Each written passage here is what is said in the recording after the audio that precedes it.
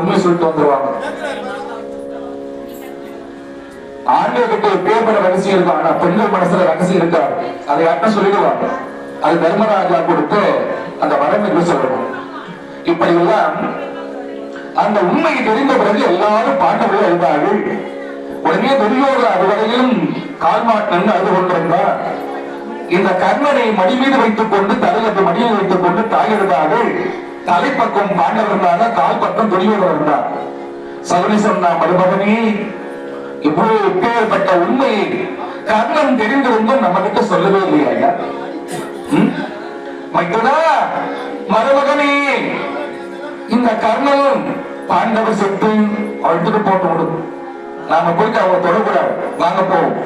துரியோதனா, போனதெல்லாம் போகட்டும், இனியாகலும் தைரியமாயிரு.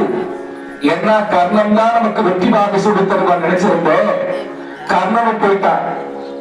நம்ம வா, இந்த இரவு போயிட்டு யோசனை செய்வோம், நாளை நாம் என்ன செய்யலாம் என்று யோசனை செய்வோம்னு அடிச்சுட்டு போயிட்டான். கர்ணனை அழைத்துக் கொண்டு அந்த சடலத்தை தூக்கி கொண்டு பாசறை கொண்டு போனாரு. இரவெல்லாம் வைத்துக் கொண்டாடுறாரு, அந்த இரவெல்லாம். அப்போ, கண்ணா, நீ எப்பேற்பட்டவன் தெரியுமா? முன்பொரு காலத்திலே